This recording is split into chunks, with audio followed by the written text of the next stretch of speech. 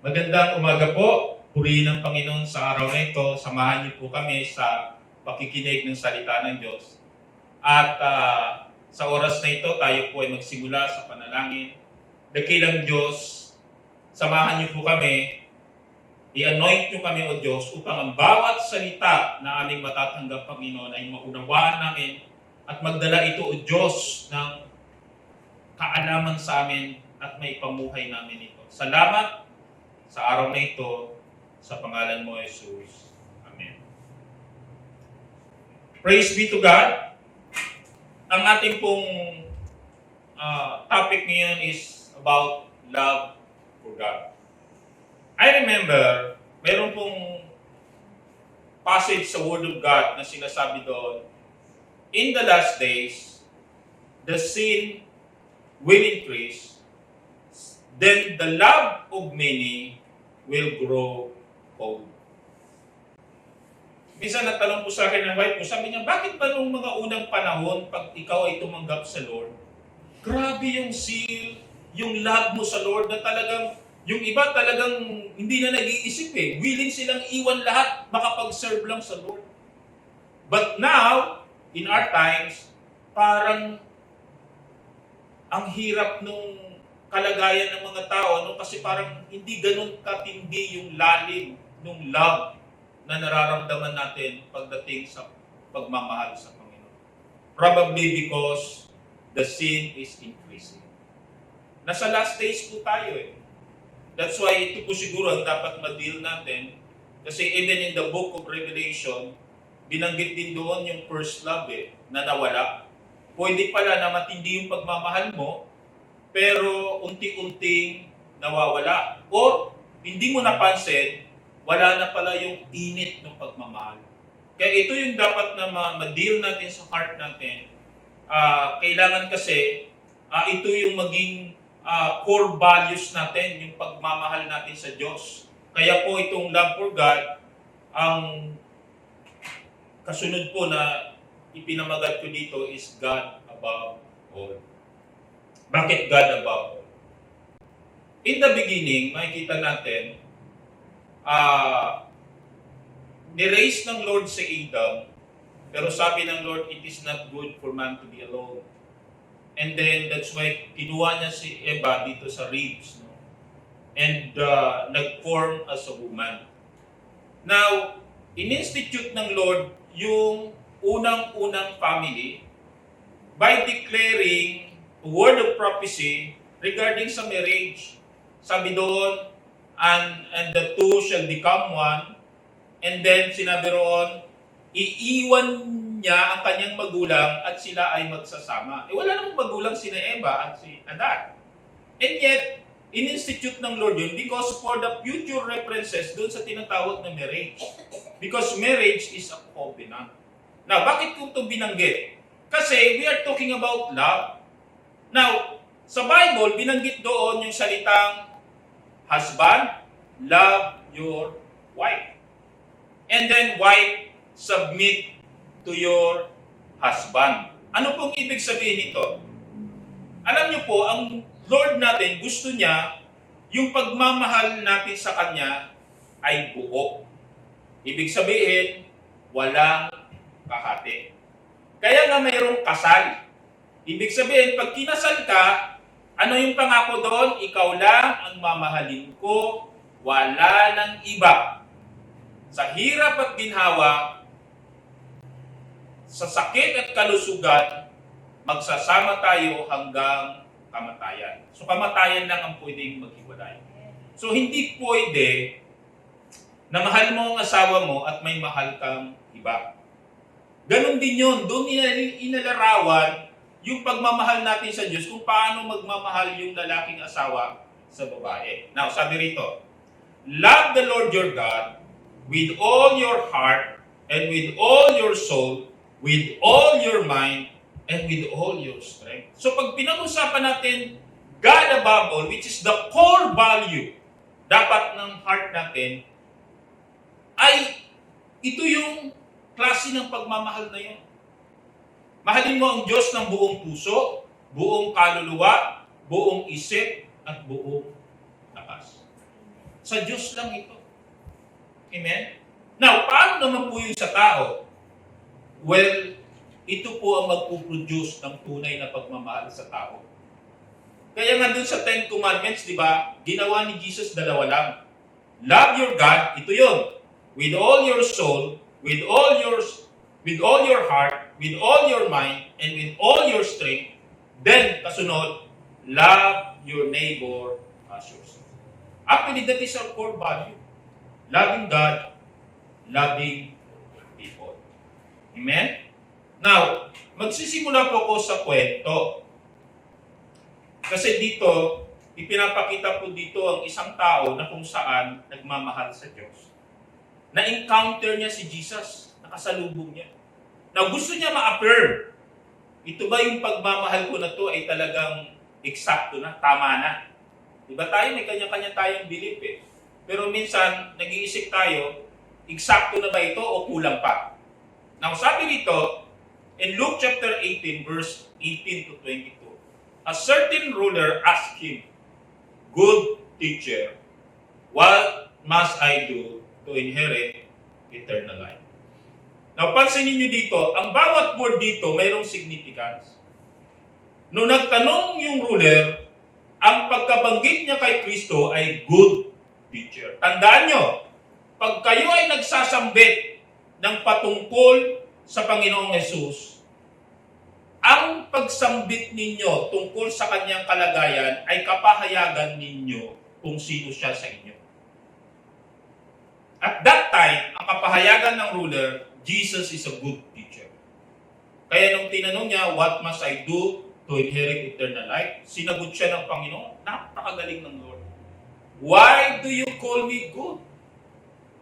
Ba't mo ako tinatawag na good? Jesus answered, no one is good except God alone. Dinala siya sa Diyos. Kasi itong mayaman na ito, siya ay nakikipag-communicate sa Lord on the level of this world.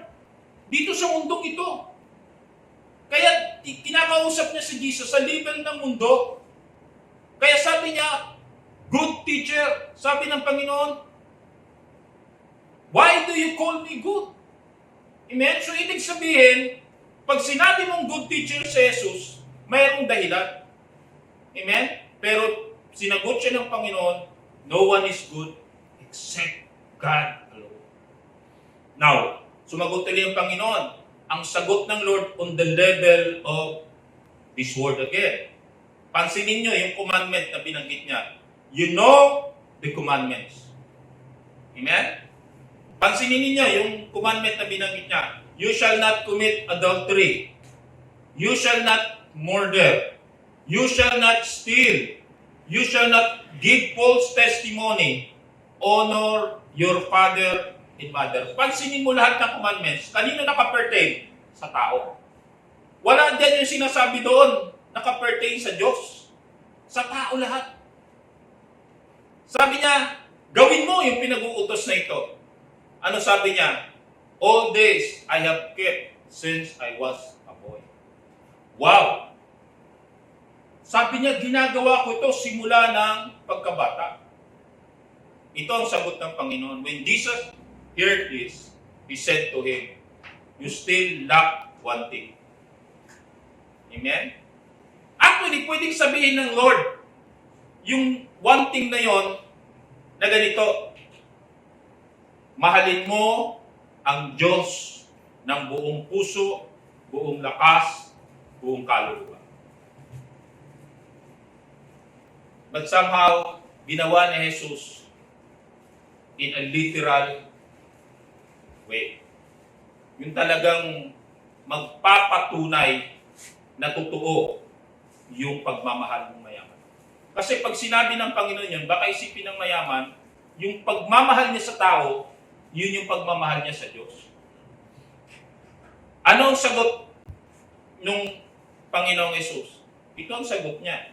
Instead na sinabi niya, mahalin mo ang Diyos, sabi niya, sell everything you have and give to the poor, and you will have treasure in heaven, then come, follow me. Wow! Grabe! You know, it's very easy for us to say that we love God if we are in the position of convenience. Yung halimbawa, mahal ko ang Diyos kasi binibless niya ako. Mahal ko ang Diyos kasi iniingatan niya ako. Mahal ko ang Diyos kasi pinagpapala niya ako. Pero what if the Lord will require your obedience that will bring you into inconvenience? That will prove your truthfulness in your love. Ito ang hindi naiintindihan minsan ng mag-asawa. Minsan kaya nila hindi namamahal ang asawa nila kasi ang ina-expect nila sa asawa nila yung mabubuting bagay lang. At pag nakita nila yung hindi maganda, hindi na nila kaya. Amen? We should love God not because of what He did to us, but we love God for who He is. Yun yung worship Di ba pag nag-worship tayo, yung level of understanding natin, grabe yung thankfulness natin sa mga ginawa ng Diyos sa atin. Pero yung deeper na worship, yung hindi mo na tinitingnan, hindi na mahalaga yung mga bagay na binibigay ng Diyos. Ang mahalaga sa iyo, siya na lang. Siya na lang. Amen? Now, nung binanggit ito ng Panginoon sa mayaman, ano nangyari? When he heard this, he became very sad. Nalungkot yung mayaman. Because he was very wealthy. Alam niyo, matalino ang Diyos. Alam niya agad kung ano ang hadlang sa pagmamahal. Kaya dinirekta niya yung mayaman Hindi niya siya nagpaligoy-ligoy na mahalin mo ang Diyos. Dinirekta na siya ng Lord.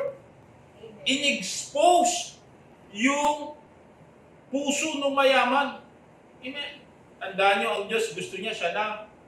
He's a jealous God. Yes. Siya lang mag-isa. Kaya nga, pinamagatan ko, God above all.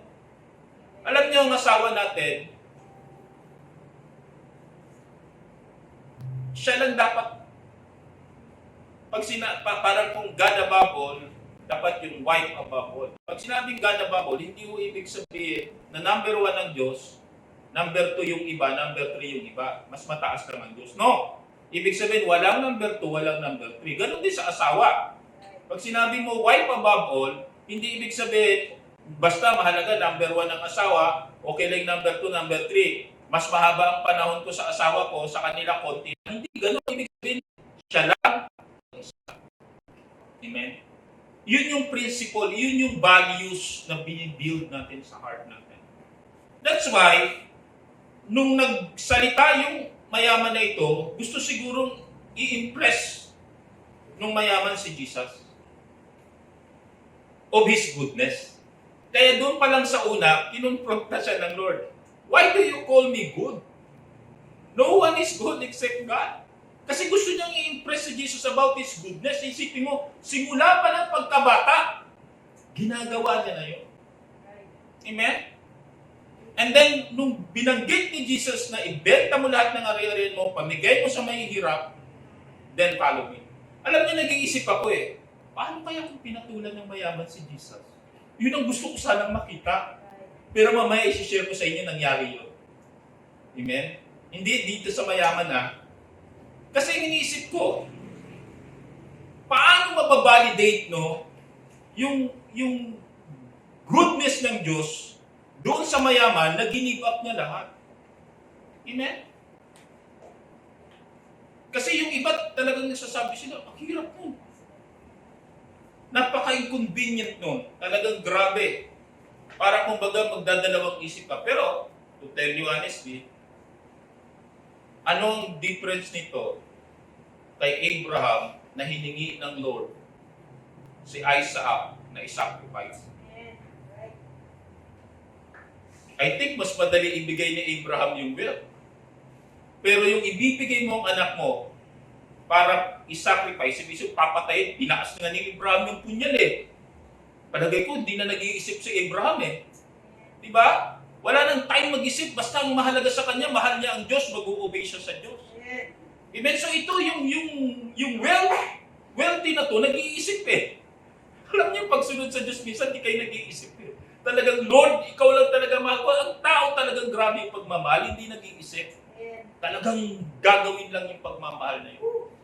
And now, nalungkot yung mayaman. Napansin ni Jesus. So, na-expose yung heart.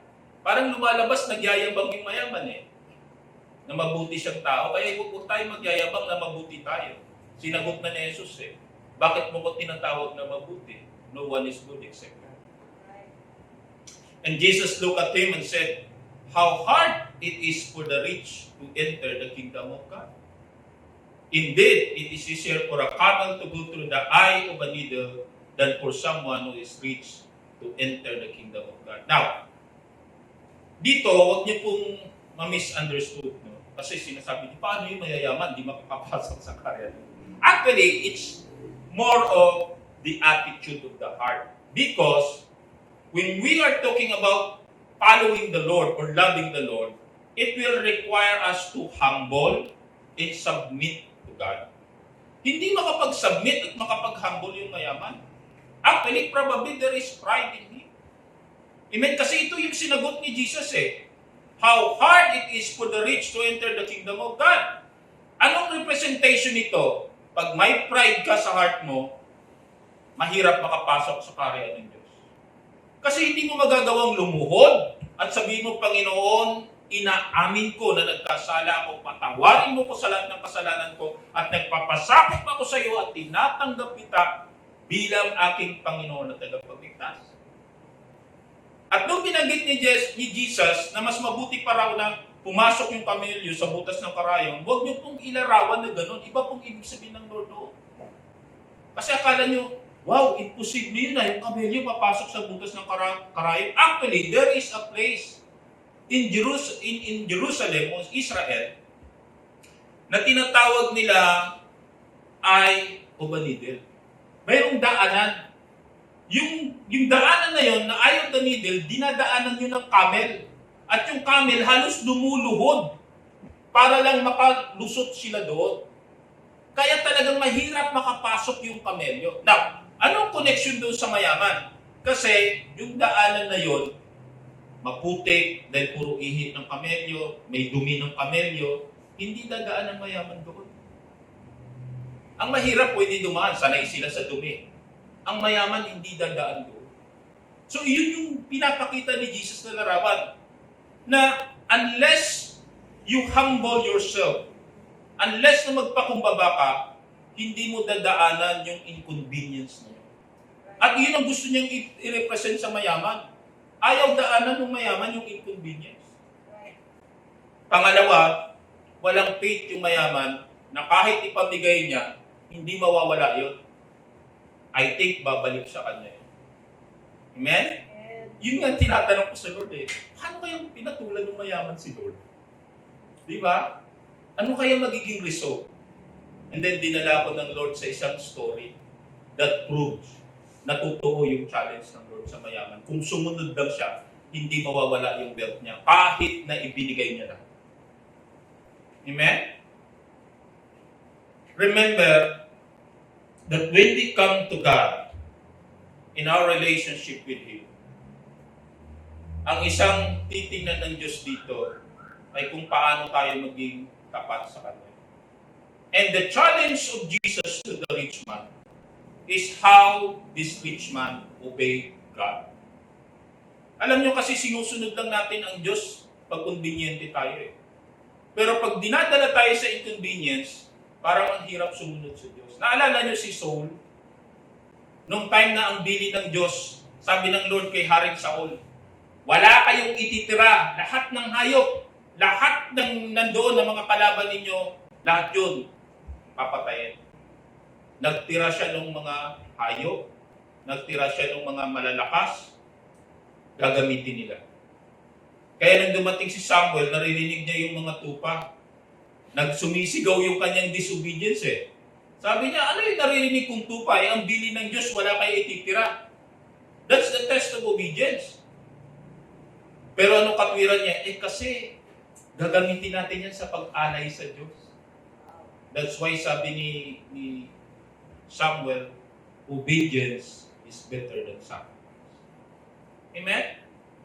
Now, obedience is the footstep of the faithful. Tandaan niyo yan. Ang pagsunod natin, yan yung mga hakbang natin. Tayong mga tapat. Amen? Kaya nung challenge ng Diyos yung mayaman, ng ating Panginoong Hesus yung mayaman, hindi siya humakbang. Every step of obedience will bring us to the process of faithfulness. Amen? Yun po yung dapat nating matandaan. That's why, nung marinig ni Peter yun, na nalungkot yung mayaman, sabi ni Peter, amen, other side dito, amen, Peter said to him, we have left all we had to follow you. Wow! Mayroon pala. Sabi niya, Lord, iniwan namin lahat. Sumunod lang sa'yo. Amen. Actually, grabe yung encounter ni Peter sa Lord eh. Yung talagang yung nakita niya kung paano siya pinurgive ng Lord. Kaya talagang wala nang time para mag-isip. Talagang tumalon siya sa bangka and then sumunod siya sa Lord. Amen. And then, hinarap ni Jesus si Peter. Sabi niya, truly I tell you, Jesus said to them, no one who has left home, or wife, or brothers, or sisters, or parents, or children for the sake of the kingdom of God will fail to receive many times as much as in this age and in the age to come eternal life. Our obedience for God, yung response natin doon sa love ng Lord, na kahit i-forsake natin lahat, hindi ho sila mawawala. Mukha lang nawala.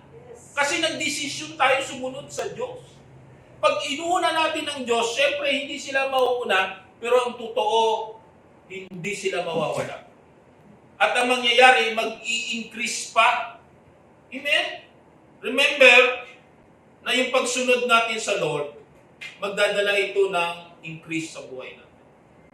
Tandaan natin that faithfulness is no shortcut. But it is a process that will require time and hard work. Amen? Itong mayaman, gusto niya at that particular time, ipakita ng Lord yung kanyang katapatan. Pero, it will take time para yan maipakita sa Lord.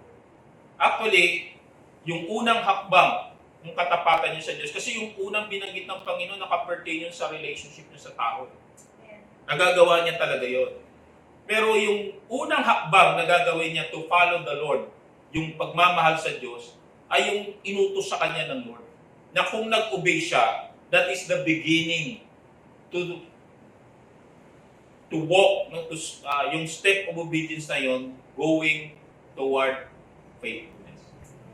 Alam nyo, sa mag-boyfriend at girlfriend, pag nagbigay ho ng ring,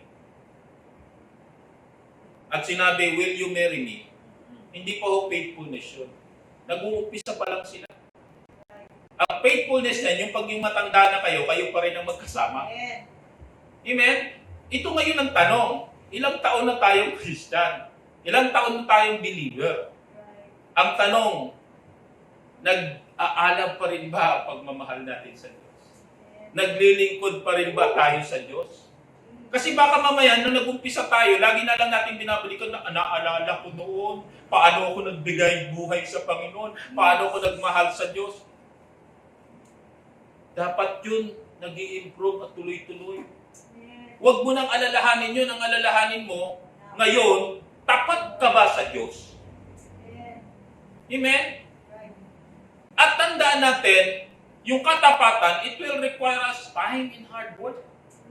Gagawa at gagawa tayo. Kaya nga sabi, faith, accompanied yan ng works. Kasi ang faith, hindi, yan yung salita, yan yung kapahayagan, but your body will follow. Pag sinabi mo kasi, pinaniniwalaan mo, gagawin mo. Kaya sabi ng faith without work is dead. Diba? So, nagsisimula sa pananampalataya yung foundation ng ating work. Now,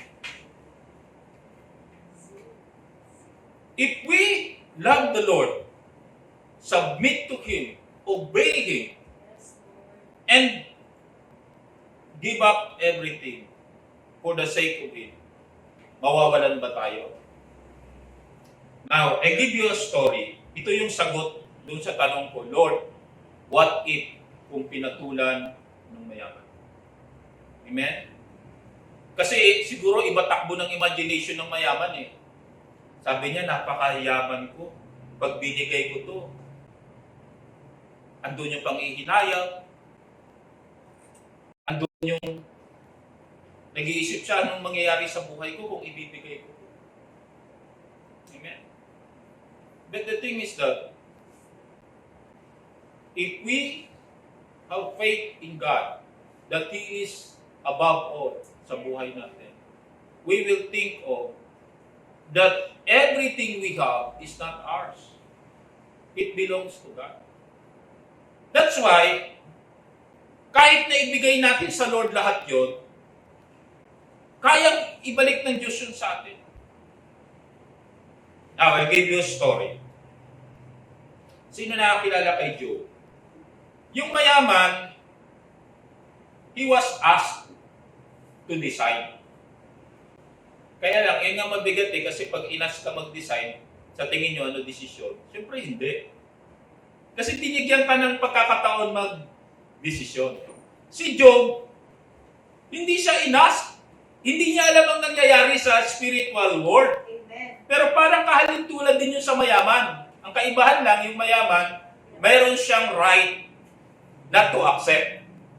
Diba? Kasi sabi ng Lord, bigay mo lahat ng mga realan mo, parang hinold up mo eh. Diba? Sabi, Lord, hinold up ako nito talagang ubus lahat eh. Diba? The same thing kay Job. Right. Kaya lang si Job, hindi tinanong. Baka nga pag tinanong si Job, baka mag-isip-isip si Job. Diba? Mabuti na lang hindi tinanong. Pero grabe yung pagmamahal ni Job sa Lord. Ang tindi. So ito yung dapat nating maintindihan, yung core value ni Job, yun yung tinitingnan ko eh. Sabi rito, nag-usap si Satanas at ang Diyos. Then the Lord said to Satan, have you considered my servant Job? Wow, proud pala ang Diyos kay Job. Ganyan yung pakiramdam natin, ano? Ang Lord nakatingin sa atin and proud. Ganyan ba pakiramdam niyo? Proud ang Diyos sa inyo? Parang, proud ka ba Lord? Anyway, kayo lang nakakaalam, no? Sabi ng Lord, there is no one on earth like Him. He is blameless and upright, a man who fears God and shuns evil. Wow! Praise God. Pero yung demonyo talaga, madaya talaga yan. Deceitful yan. Sabi ng demonyo, does Job fear God for nothing? Wow! Ano ba yung foundation ng fear of God natin? Ano ba yung foundation ng love natin sa Diyos? O ang asawa niyo, bakit niyo minamahal? Dahil ba kamahal-mahal? Ang asawa niyo ba, minamahal niyo ba dahil mabait yan? Mabuti na lang ako, minahal ako ng asawa ko dahil alam niya galing ako sa Diyos. Amen? Kaya minsan, kahit na minsan hindi ako kamahal-mahal, sinasabi niya, binigay ka ng Diyos eh. Wala akong choice, mamahalin kita. Diba? Kung hindi, matagal na akong hiniwalayan ng misis ko. Amen. And probably that's the reason why, no, kung bakit dumarating sa point na sumusuko tayo. Diba? Kasi yung kasinungalingan ng demonyo. Does Job fear God for nothing? Satan replied, have you not put a hedge around him and his household and everything he has? You have blessed the work of his son. Grabe pala yung privilege na binigay sa atin ng Lord. Ano? Mayroon kang hedge of protection. Lahat, yung kamay mo, binless ng Lord, lahat ng hawakan. So that his flocks and herds are spread throughout the land.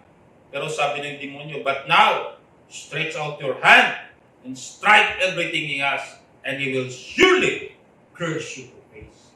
Wow! Ito na yung test. Ito na yung test. Talagang grabe, ano? So kung yung mayaman, sumunod kay Jesus, ito na!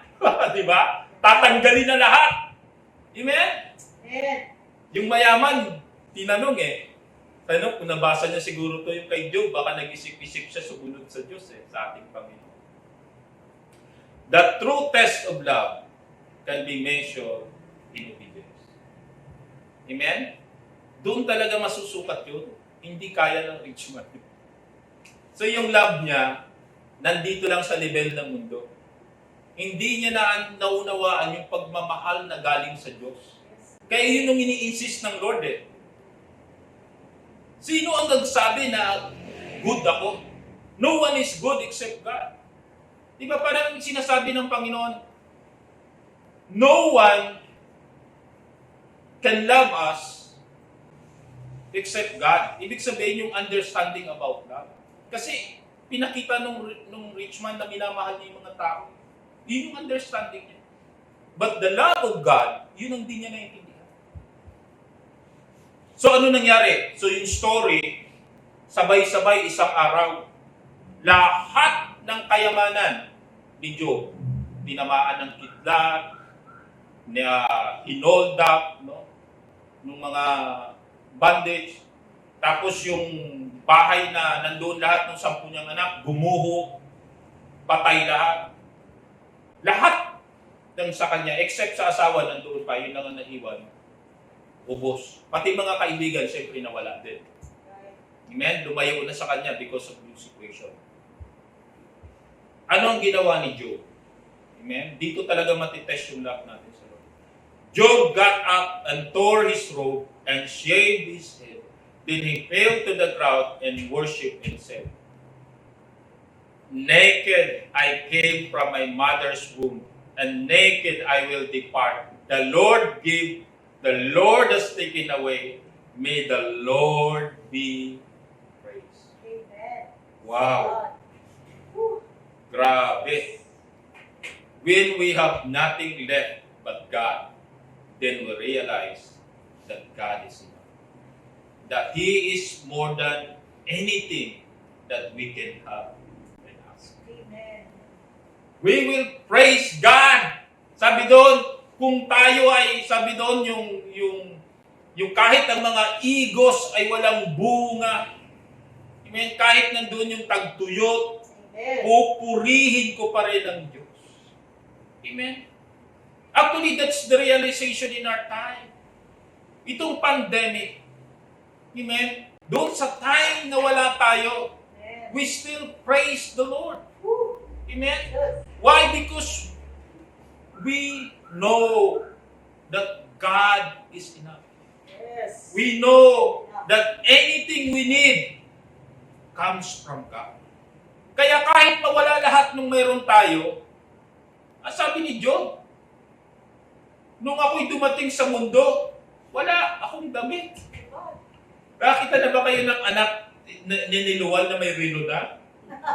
Sing-sing? Wala. Strip. That's why, yung rich man, yun yung kanyang struggle Right. He wants to love God, but he cannot surrender everything to God. Right. Right. Amen? Alam niyo yung pleasure na nabibigay ng riches But remember, kaya tayo pinagayaman ng Diyos for the glory of God. Amen? Yung pleasure, nabibenefit na lang natin, pero that is not our concern. Kaya sabi, you cannot love God if you love the world. Hindi mo pwedeng mahalin ng Diyos na minamahal mo ang mundo. Right. Actually, yun ang ini-expose ng Lord sa heart ng rich man.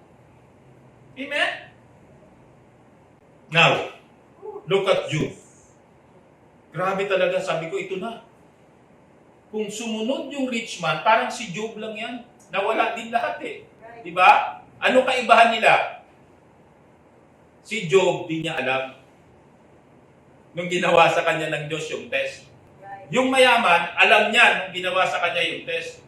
Kaya hindi niya dinaanan. Sa bagay, siguro kung tayo din ano nakikinig, ipapaalam ng Lord yung test, sasabi mo, Lord, pwede bang bukas na lang? O sa susunod na taon, i-delay niyo, Lord, 10 years to 20 years from now. Di ba? Pwedeng i-delay. Or, wag na lang, Lord. Iba na lang. Di ba? Si Job, wala. Talagang dadaanan niya. Now, and Job, praise God. Talagang yung demonyo, hindi mapakali. Talagang mukhang totoo nga ang sabi ng Diyos. Tapos nag-isip yung demonyo, subtle yung demonyo. Ang ari-arian, pwede uling magkaroon Diba? Pwedeng tiisin na wala yan. Pero, yung inconvenience na dala ng sakit, iba yun. Di ba yung inconvenience na wala ka, wala kang tirahan, pwede ka matulog sa isang tabi, iba yun. Pero mas matindi yung mayroon kang sakit. Kaya sabi ron, so Satan went out from the presence of the Lord and afflicted Job with painful sores from the sole of his feet to the crown of his head. Then Job took a piece of broken pottery and scrubbed himself with it as he sat among the ashes. Grabe, yung sumunod, binigyan siya ng sakit. At ang sakit niya, hindi yung sakit na yung, sabihin mo, yung parang nilalagnat ka lang. Diba? Ang sakit niya, yung makati. Boils. Amen? Yung boils. Kaya naglalagay siya ng abo. Sobrang pati. Gumagamit. Isipin niyo, picture niyo yung paso i-scrap. Grabing inconvenience. Walang-wala doon sa kalahati ng mayaman. Ang kanyang i-give up, wealth lang Right. Hindi nga siya magkakasakit Di ba? And yet, hindi niya kayang sumunod. Si Job, grabe yung dinaanan niya. In fact, dito may kita natin yung klase ng heart. Kasi ang asawa niya, kaisa niya Nung makita nung asawa niya si Job na dumadaan doon sa matinding kalagayan na yun, hindi kaya nung asawa. Kasi ang pagkaintindi niya sa pagmamahal niya sa Diyos ay yung kabutihan ng Diyos. Kaya nung makita niya ito, sa sobrang galit, ng sama ng loob ng babae, sabi nung asawa niya, his wife said to him, wow, grabe, dumadaan ka sa matinding pagsubok. Sabi nung asawa niya, are you still maintaining your integrity? Curse God and die. Wow. Grabe ito. Matindi ito. Alam niyo nung binabasa ko ito, grabe. Talagang nadudurog ang puso ko Kasi parang pag ako sa kalagayan ni Job, grabe. Parang amumurahin mo yung asawa mo Di ba? Pampira ka, dumadaan tayo sa hirap dito, tapos ganyan ka pa magsalita. Di ba? Mabuti na lang, hindi nagmumura si Job. Sabi niya, he replied, you are talking like a foolish woman. Right. Nagsasalita ka na para ka isang hangal na babae. Shall we accept good from God and not trouble? Alam niyo, itong hindi maintindihan natin Ang akala lang natin, pag kayo naging Christian, lahat mabuti, lahat maganda, walang problema. Pero we are not talking about the circumstances, the things that is happening to us. It's about our heart. Alam niyo, ang ganda ng heart ni Job. Pag tinitingnan ko yung story ni Job, ang nakikita ko yung heart niya. Yung puso ni Job. Sabi ron, shall we accept good from God in a trouble? Ibig sabihin, Lord, mahal kita kahit padalhan mo ako ng trouble. Lord, mahal kita kahit mawala ito sa akin. Pati itong asawa ko, Lord, kahit mawala ito, mahal kita. Kasi iniwan din siya ng asawa niya Ano sabi ron? In all this, Job did not sin in what he said. Alam niyo, nung kami ay naka-aksidente nung dalawang bata nung nagda-drive ako. Nasa kalagayan kami that we have no resources. And nakoma yung bata at ang naalala ko lang si Joe. Sabi ko sa wife ko, ma, ayoko magsalita, ayoko magkasala sa Diyos. Isang araw lilingunin na lang natin ito. Hindi tayo pababayaan ng Diyos. God will provide. Job is my inspiration. Kasi si Job, iningatan niya na magsalita siya ng kanyang pigati.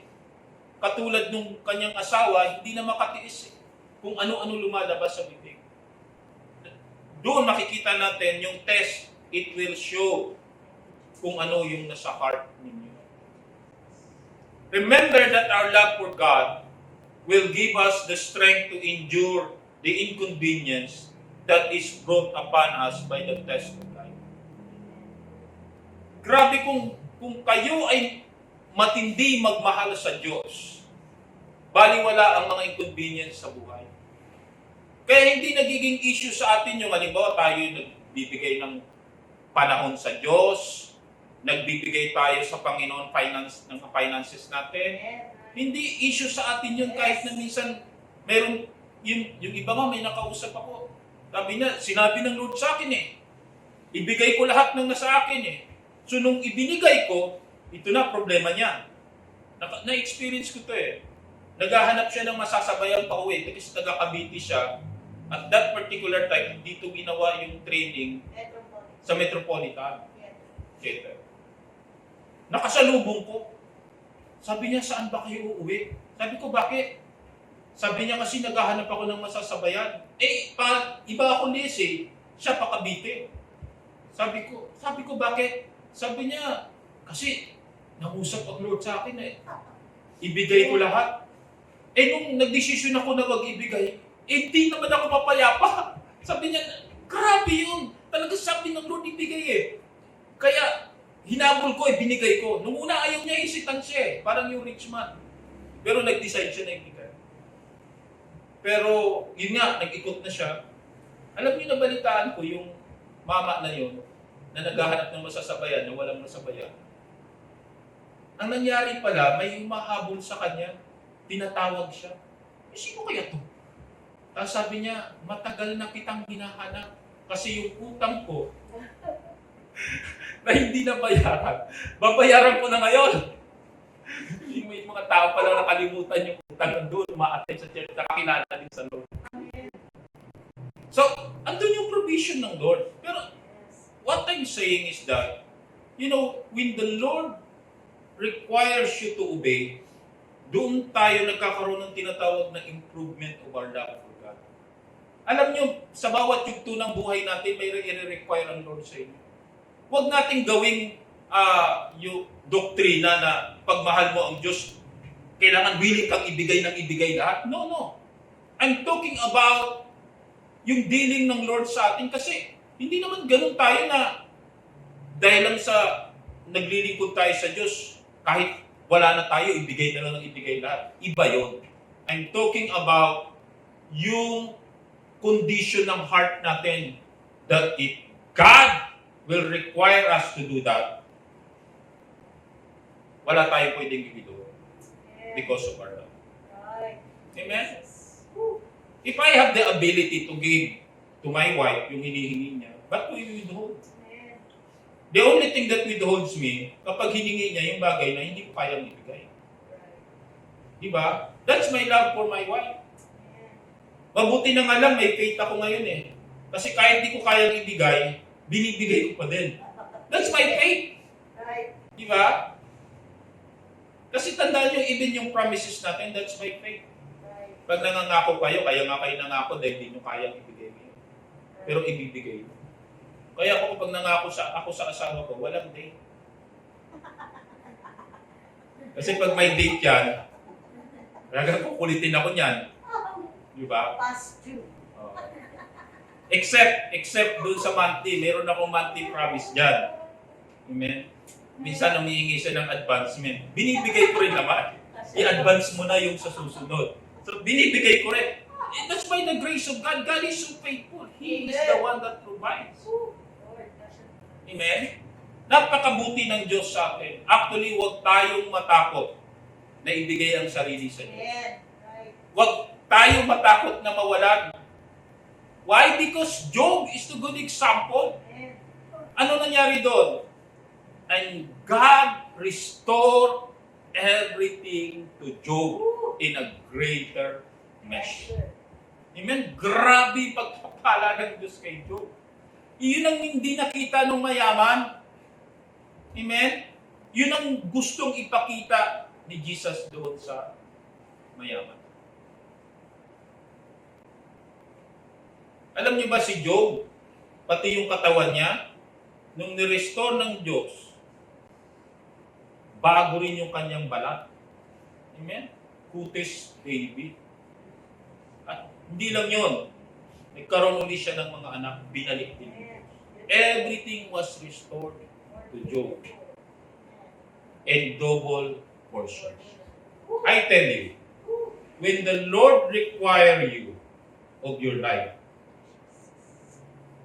ibig sabihin nun, ipopromote ka ng Lord. Amen? You will not lose your life, but it will increase.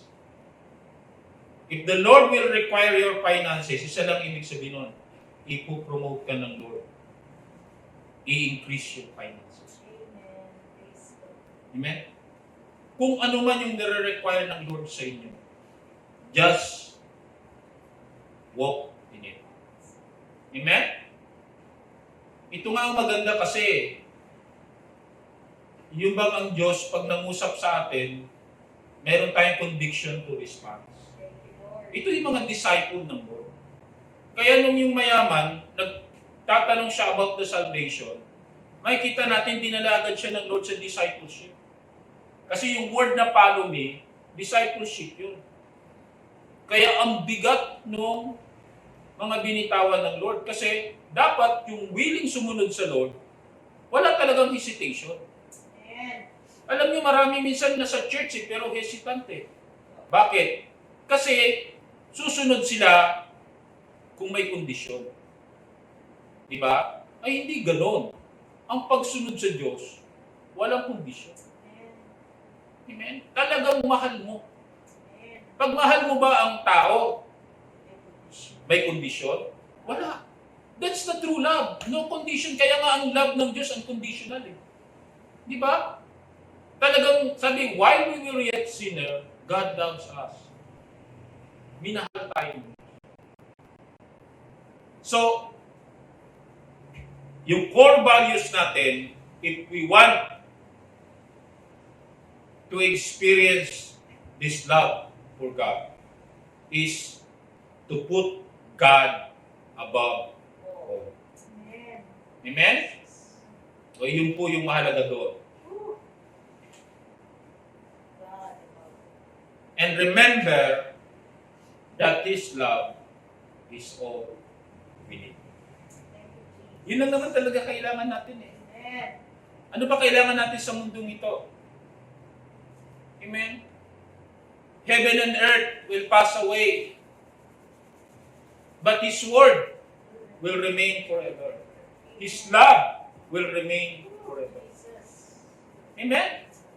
See, Job, everything was restored to him, but when he died, wala siyang nadala. Diba? So, the best thing that we can do in life is to use everything that we have for the glory of God. Amen. Gamitin natin for the glory of God. No wonder si Jesus hindi siya nag-ipon ng anything eh. Kasi alam niya yung mission niya, He will die and then ascend siya sa heaven. Na hindi nga siya nag-isip na magkaroon ng lupa, magkaroon ng bahay. Hindi niya inisip yun. Sabi niya, nung may nagtatanong sa kanya tungkol sa pagsunod, sabi niya, Lord, gusto namin sumunod sa iyo eh. Kaya lang, tika mo na Lord, isusoga ko muna yung baka. Di ba mayroong mga may mga sidelines. Gustong sumunod, pero mayroong mga dapat gampanan. Ano sabi ng Lord sa kanila? Alam nyo, ang ibon may pugad. Ang asong wild, mayroon niyang hole. Yung foxes, mayroong hole. Pero sabi niya, yung Son of Man, nowhere to lay down his head. Ibig sabihin, ako walang bahay. Why? Because of the nature of Jesus calling. Amen. Alam niya na hindi naman siya magtatagal sa mundong ito in a physical form. But what we can see is that yung values ni Jesus, makalangit na. Naalala ko mayroong dumating, di ba? Sabi ro, Jesus, nandyan yung nanay mo. Nandyan yung kapatid mo. Ano sabi ni Jesus? Who is my mother?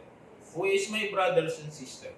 My true mother and brothers and sisters is the one who do the will of my Father. Yung mind ni Jesus, eternal. Amen?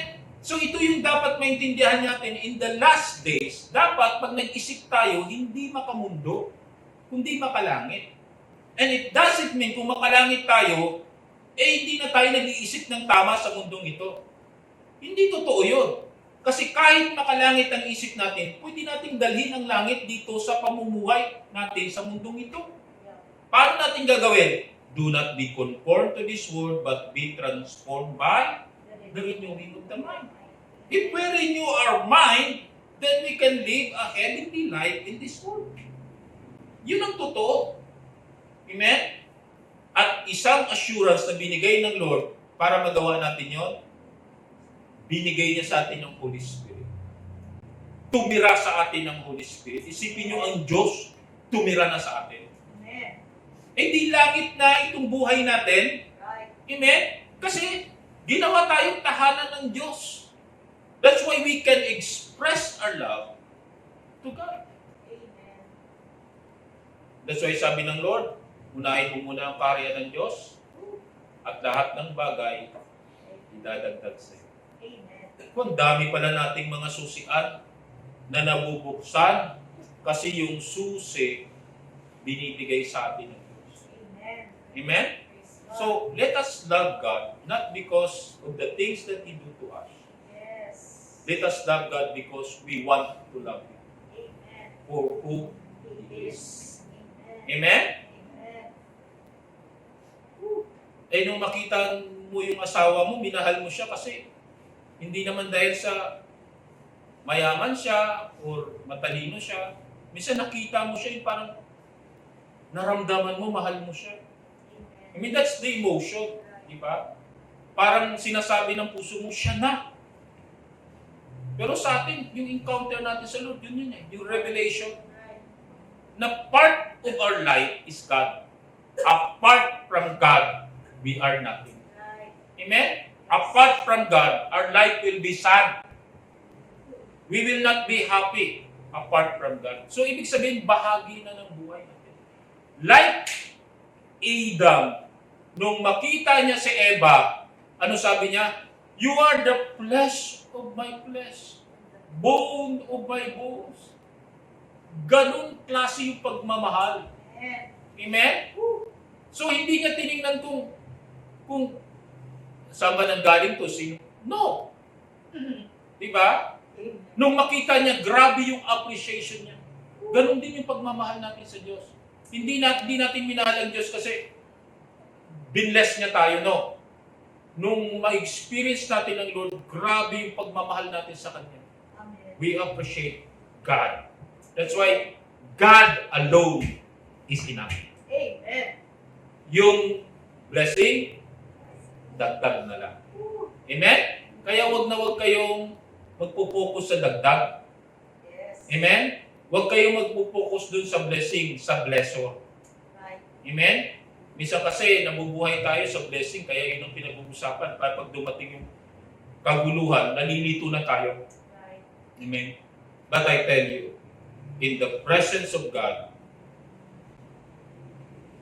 we are experiencing the blessing. Amen? Yung sinasamahan ka ng Diyos, grabe. Yung namumold yung character natin, that's the true blessing. Kaya yung Holy Spirit, yung manifestation niya, yung fruit, love, joy, peace, patience, kindness, goodness, faithfulness, humility, self-control. That is a great blessing. Praise God. I pray that all of us will reflect what we learned today. And tingnan natin, mahal na ba talaga natin ang Diyos? Kaya ba natin umakbang pag hinamon tayo ng Diyos sa pagmamahal? Tinanong na ba kayo ng Diyos? Mahal mo ba ako? Ano ang sagot natin? At kayo ang makakapagbigay ng sagot niya. Pero dalangin ko na ang ating maging batayan sa pagmamahal natin sa Diyos ay yung pagiging tapat natin sa Kanya. Na siya lamang at wala na iba. Let's bow our head. Father, we thank you today for your divine anointing, for your divine grace. Hipuin niyo po ang bawat isa. Ilagay niyo po sa puso namin ang pagmamahal, Panginoon, na nagdadala sa amin ng kagalakan, Panginoon, ng seal, Panginoon, na paglingkuran ka. At salamat o Diyos, sapagkat ikaw ang umuhubog sa amin, katulad kay Kristo. At maintindihan namin o Diyos, ang lalim ng pagmamahal mo, at mai-reciprocate namin ito sa iyo, Panginoon. Maibalik namin na may pagpapasalamat, pagpapasako, pagpapakumbaga, at pagsunod. Pinupuri ka namin sa pangalan mo, Jesus. Amen. Amen. Praise be to God.